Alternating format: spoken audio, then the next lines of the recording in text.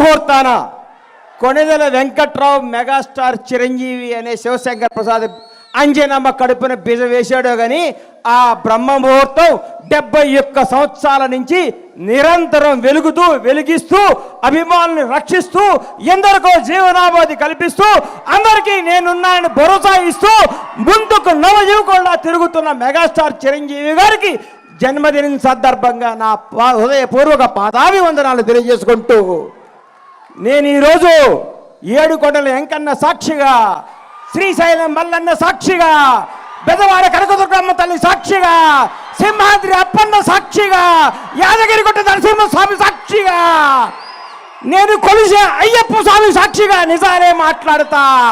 Megastar character గురించి, calibre గురించి, capacity గురించి, వ్యక్తిత్వం గురించి, వ్యక్తి వికాసాన్ని గురించి నేను మాట్లాడదామని మీ ముందుకు వచ్చాను. చిరంజీవి ఏ బ్యాక్గ్రౌండ్ లేకుండా, ఏ రౌండ్ లేకుండా ఒక కానిస్టేబుల్ కొడుకుగా చదువుకొని కుర్రాడులా చెన్నై నగరంలో అడుగుపెట్టినప్పుడు మీ అభిమానులందరూ ఎవరి కుర్రాడు, ఎవరి అడ్రస్ లేని వ్యక్తి అన్నాళ్ళకి ప్రపంచవ్యాప్తంగా ఉన్న తెలుగు వారందరికీ మెగాస్టార్ అంటే ఏంటో మహోన్నత వ్యక్తి మెగాస్టార్ చిరంజీవి. నాకు ఆయన అంటే ప్రాణం.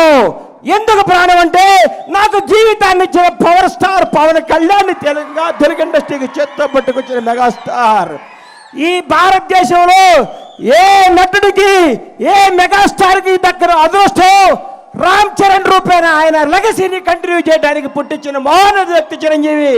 ఎంతమంది స్టార్లు ఉన్నారు భారతదేశ వ్యాప్తంగా ఉన్న స్టార్లందరికీ ఒక సూపర్ స్టార్ ఇంకో సూపర్ స్టార్ పుట్టాడా? ఒక మెగాస్టార్ మెగా పవర్ స్టార్ పుట్టాడా?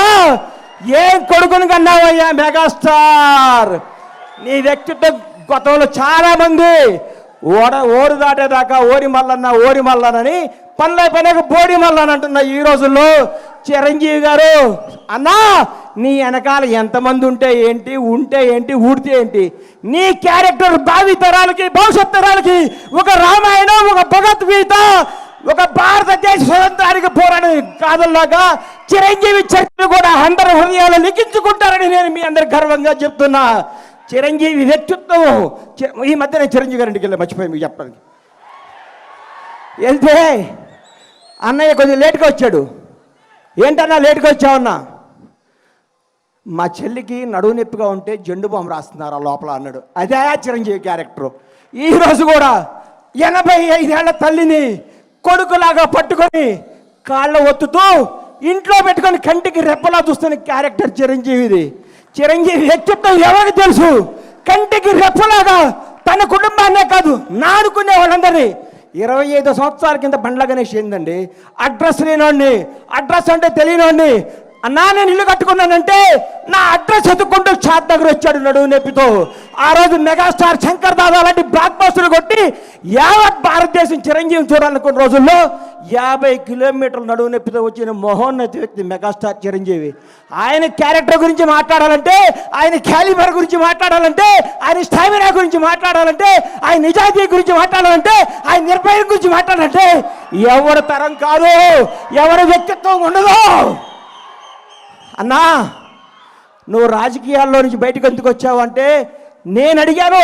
ఇదే స్టేజ్ మీద గోవిందులందరూ వాడే ఫంక్షన్లో కూర్చుంటే అన్నా మీరు రండి, యాక్ట్ చేయండి, మీకు దండం పెడతా, మీరు రావాలి, మీరు డ్యాన్స్ చేయాలి, మీరు భారతదేశ తెలుగు చలనచిత్ర పరిశ్రమలో వచ్చిన స్థాయిగా ఉండాలని నాలాంటి అభిమానులు ఎంతోమంది అడిగితే ఆయన వచ్చి మళ్ళీ దుమ్ము దులుపుతున్నాడు, హిట్ల మీద హిట్లు కొడుతున్నాడు. ఆయన నుంచి అందరూ నేర్చుకోవాలి. సినిమా వెనకాల సినిమా ఎక్కిస్తూ, సినిమాతో సినిమాలు పెంచుతూ, ఎంతోమందికి వినోదాన్ని ఇస్తూ, ఎంతోమందికి హక్కుని చేర్చుకొని ప్రతి ఒక్కరికి నానుకున్న వాళ్ళందరికీ చేతునిచ్చి ఆయనలో స్వార్థం ఉంటే నేనే ఉండాలనుకుంటే నేను ఉండాలి, నా కొడుకు ఉండాలనుకుంటాడు.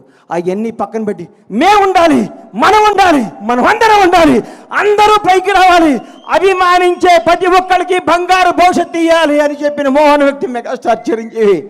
చిరంజీవి అనేవాడు ఇండస్ట్రీలో రాకపోయింటే నాలాంటి వాళ్ళు వచ్చేవాళ్ళు కాదు. ఎందుకంటే ఇండస్ట్రీ అందదేమో సామాన్యులకి అందరూ ఒక కలేమో అని అనుకుంటున్న రోజుల్లో ఒక చిరంజీవి కూడా మెగాస్టార్ అవ్వచ్చు, కష్టపడే ఎవడైనా సినిమా ఇండస్ట్రీలో పైకి రావచ్చని అడ్రస్ కల్పించిన మహోన్నత మెగాస్టార్ చిరంజీవి. ఆయన గురించి కొందరు మాట్లాడుతుంటారు, చిరంజీవి తొక్కేశాడు. చిరంజీవి తొక్కుతాడా? చిరంజీవి ఎవరిని తొక్కడయ్యా? ఎక్కుతాడు, ఎక్కిస్తాడు, లేపుతాడు, లేపి కూర్చోబెడతాడు.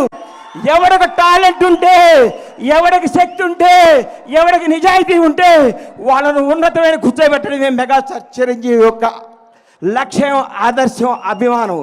చిరంజీవి గారి గురించి ఎన్ని చెప్పుకున్నా, ఎంత చెప్పినా, ఏం చెప్పినా తగ్గదు. నేను వెళ్ళి ఏం అవసరం అండి అన్నయ్య నా ఇంట్లో ఇది ఉందంటే చెప్పకుండా ఇంటికి వస్తాడు. అరే గని వస్తాను అంటే వస్తాడు. ఆయన వ్యక్తిత్వ వికాసం, ఆయన చరిత్ర పుస్తకాలు రాసి పుస్తకాలను పాఠ్య పుస్తకాలుగా పెంచిన భావితరాల విద్యార్థులకి మెగాస్టార్ క్యారెక్టర్ ఇదని చెప్పాలని నేను మనస్ఫూర్తిగా కోరుకుంటున్నాను. ఇంకొకసారి చెప్తున్నా, చిరంజీవి గారి గురించి ఎవరేం మాట్లాడుకున్నా, ఎన్ని వేసుకున్నా అల్ప సంతోషం, వాళ్ళు ఆనందపడాల్సిందే. కానీ ఒక మహోన్నత వ్యక్తి గురించి మాట్లాడితే ఏమో ఉపయోగం? ఇలాంటి బర్త్డేలు ఇంకెన్నో చేసుకోవాలని, ఇంకెన్నెన్నో హిట్లు ఇవ్వాలని, ఇంకా ఎంతగా వేయాలని మనస్ఫూర్తిగా కోరుకుంటూ ఈ అవకాశం ఇచ్చిన మెగా అభిమానులందరికీ, ముఖ్యంగా మిత్రుడు స్వామినాయుడు గారికి హృదయపూర్వక కృతజ్ఞతలు తెలియజేసుకుంటూ సెలవు తీసుకుంటున్నాను. జై చిరంజీవి, జై జై చిరంజీవి, జై పవర్ స్టార్.